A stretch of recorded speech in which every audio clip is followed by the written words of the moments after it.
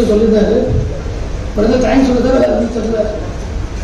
மாமன் வந்து ஒன்னே சொல்கிறேன். மாமன் வந்து தாய்மகன் படம் அந்த அந்த கதையை வச்சு அதை மெயினாக வச்சு தான் ஆரம்பித்தோம்.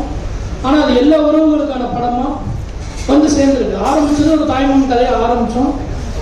இப்போ அந்த சின்ன பையனை எடுத்து வேறு எந்த உறவு வச்சாலும் அது எல்லாருக்குமே அது ஃபிட் ஆகும்.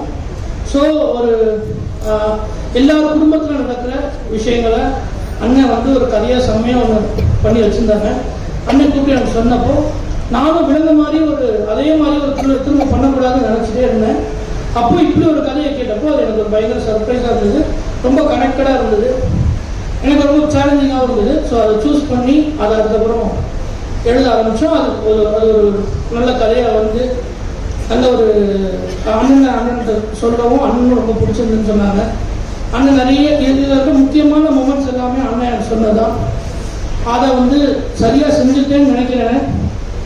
அண்ணன் அது கூட பார்த்து சொல்லுங்க, என் கதை எப்படி எடுத்து வச்சிருக்கேன் அப்படின்னு சொல்லாத அளவுக்கு நான் வந்து பண்ணியிருப்பேன்னு நம்புகிறேன்.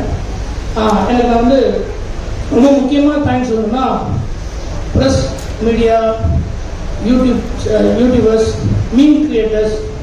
ஏன்னா ஒரு ஃப்ளாப் பண்ணதுக்கு அப்புறம் என்னெல்லாம் வந்து கடலுக்கு அடியில் புதைச்சிருந்தாங்க.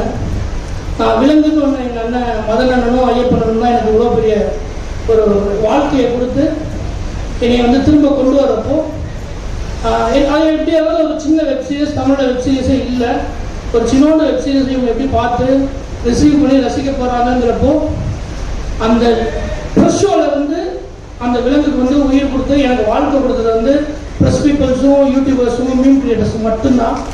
ஏன்னா எனக்கு இவ்வளோ பெரிய படம் வாய்ப்பு கிடைச்சதுக்கும் அவங்க தான் காரணம். எப்படி மதன் ஒரு காரணமோ விமலன் ஒரு காரணமோ எனக்கு வந்து ஒரு பயங்கரமான சப்போர்ட் யார் அப்படின்னா ஜி5 காரணமும் எனக்கு பயங்கரமான சப்போர்ட் யாருன்னா என்னோட ப்ரெஸ் தான். ஏன்னா நான் வந்து அடிக்கடி சொல்ல ப்ரூஸ்லி நல்லா இல்லாதப்போ என்னை எவ்வளோ திட்டினாங்களோ அதெல்லாம் விட ட்ரிபிள் மடங்கு நான் ஒரு நல்ல ஒரு சின்னதாக ஒரு கதை எடுத்துகிட்டு வர்றப்போ என்னை பயங்கரமாக பாராட்டி இந்த இடத்துக்கு கொண்டு வந்தது வந்து நல்ல பெரிய இடத்துக்கு வரல. பட் இப்படி ஒரு படம் பண்ணுறதுக்கு காரணம் வந்து நீங்கள் எல்லாரும் தான். அவங்க எல்லாருக்குமே ரொம்ப ரொம்ப ரொம்ப ரொம்ப ரொம்ப நன்றி. இதுக்கு எப்பயுமே நான் வந்து கடமைப்பட்டிருப்பேன். லைஃப் ஃபுல்லாக வந்து உங்களுக்கு ஒரு பெரிய ரெஸ்பெக்ட்ஃபுல்லாக நடந்துக்கணும்னு நினைக்கிறேன். ரொம்ப ரொம்ப தேங்க்ஸ். அப்புறம் என்னோட குருநாதர் அண்ணன் சூரியன் வந்து எனக்கு இவ்வளோ பெரிய வாய்ப்பு கொடுத்ததுக்கு வந்து ரொம்ப நன்றி. என்னை நம்பினதுக்கு ரொம்ப நன்றி. ப்ரொடியூசர் அப்படி இன்னொரு அண்ணன் குமார், நான் யாரையுமே சேரன்னு கொடுக்க மாட்டேன். ஸோ எல்லாமே எனக்கு ஏன் இந்த படம் ரொம்ப பிடிச்சிருந்ததுன்னா, நான் ஏன் திருச்சியில் இருக்கேன்னா எனக்கு வந்து இங்கே எனக்கு ரொம்ப இந்த டைரக்டர் அந்த மாதிரி இருக்கிறத விட நான் எங்கள் அம்மாவுக்கு பிள்ளையா, என் ஒய்ஃபுக்கு ஹஸ்பண்டா, என் தம்பிக்கு அண்ணனா இப்படி இருக்கணும்னு தான் ஆசைப்படுறேன். அடுத்து என்னோட தம்பிகள் அசினேட்னு சொல்லுவேன். என் தம்பிகளே அவங்களே என் அண்ணன் தான் கொடுப்பாங்க. அவனுங்களே நாங்கள் எல்லாரும் சேர்ந்து இந்த படத்தோட கேமராமேன் அவன் எனக்கு ஒரு ஃப்ரெண்டு, எடிட்டர் கணேஷ் அவங்க ஃப்ரெண்டு ஹேஷாம் எல்லாரும் சேர்ந்து ஒரு வேலை செஞ்சுருக்கோம்.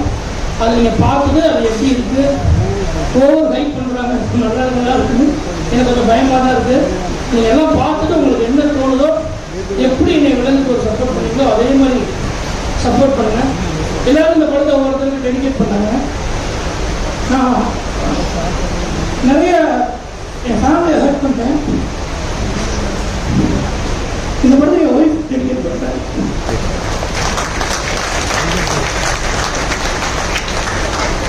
இது நீங்கள் படம் பார்க்குறப்ப புரியும்.